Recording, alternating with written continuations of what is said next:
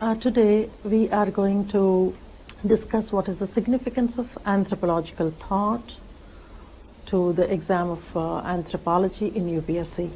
Before I go into the details of the topic, I would want to expose you to the syllabus of anthropological thought, which is there in chapter 6 of paper 1. As you can see there, first I would want you to go through the list of topics here so that you can get familiarized, like evolutionism, diffusionism, historical particularism, American diffusionism, etc. So this is the first part of anthropological thought, which we call classical anthropological thought, and followed by the second one, that is this whole thing we call modern anthropological thought.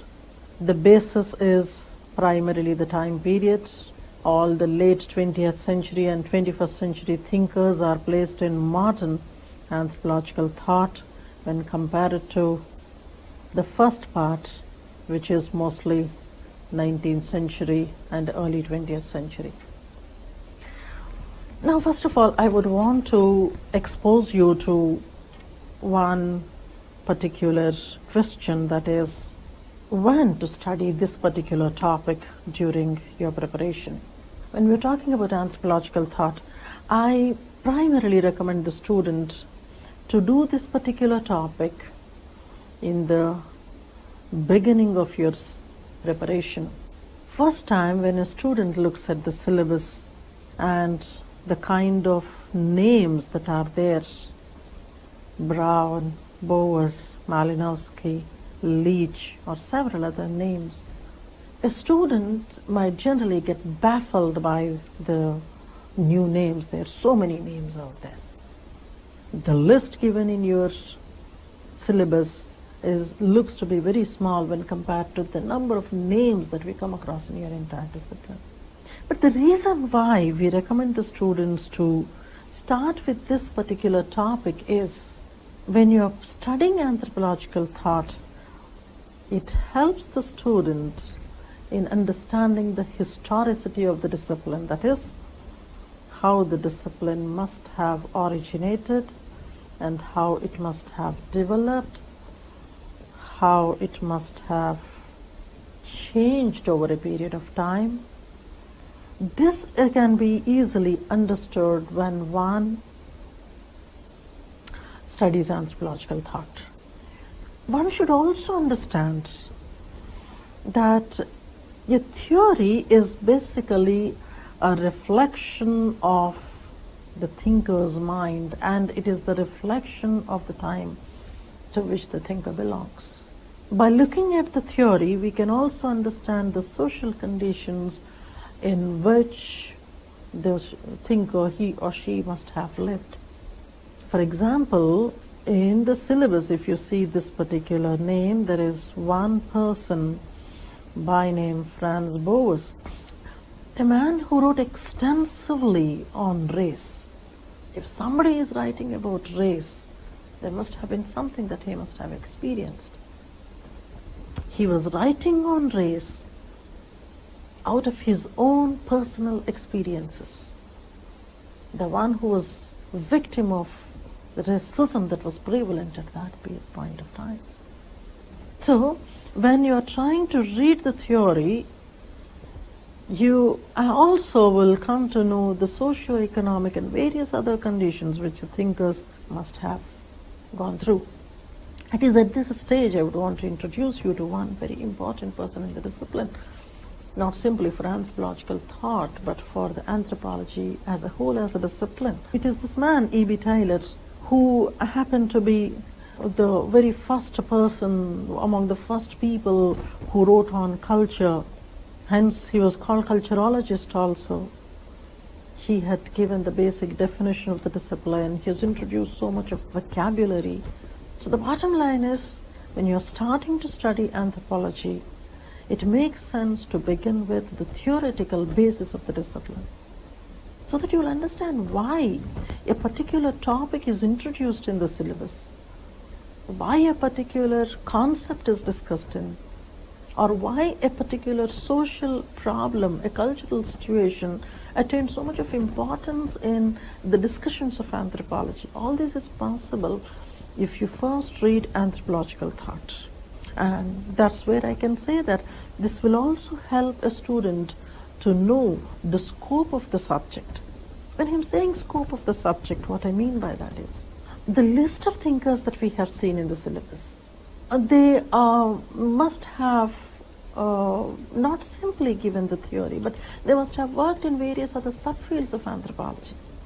So somebody like Bowes himself, he was not simply giving a theory, a particular theory in the discipline. He was also a field worker. He was working on the growth of children in particular situations, or growth of children across the races. It looks to be rather unconnected to a social anthropology or theory of anthropology, because most of the people understand it as a discipline that has a lot of social weightage. But then things that are not typically social, they have a biological element of it, or they have linguistic element of it, or several other elements. So a thinker must have worked in various other fields. So when you are actually studying that particular subdiscipline, if you have already done anthropological thought, it would be easy for you to connect it to the theory and write. Why a thinker was studying one particular aspect in culture that actually emerges from his theory, where he had worked, what he must have done in the field. Coming back to talk about what happens in the theory actually. See, all these schools of thought that are mentioned in your syllabus that you had a glance at, all these are actually various approaches to study culture. Meaning somebody has an evolutionary approach, somebody has a diffusionary approach, somebody has a functionalistic approach. There's so many diverse approaches. The meaning of anthropological thought is this entire discipline of anthropological thought helps one try to look at culture from different perspectives. So these are various thought processes, how various thinkers have thought, what are the various approaches each of those thinkers had followed in explaining to people what the culture or the lifestyle of the other people is. So anthropology is seen as a discipline that helps people understand the others, other cultures, other people, etc. This is the basic objective. Anthropology helps people understand the other cultures. But how you understand the other culture is actually given by the approach that is followed by various thinkers. So I would here want to talk only a little about evolution, and I will tell you how the thought actually goes ahead. See, I was talking about this particular man, E.B. Tylor, the first culturologist, the first one to begin with any kind of theoretical approach in anthropology. He emerged into the field primarily due to the influence of none other than Charles Darwin, who was known for his studies of biological evolution. Influenced by Darwin, people like Taylor started applying it to the social situations. I'm not here explaining you the whole lot of evolutionism. I'm only trying to give an example. The impounding concepts such as a movement from simple to complex, or something like indefinite to definite, kind of thinking that was given by Charles Darwin when he was applying it to biological organisms, when he was saying that every organism moves from simple to complex, etc.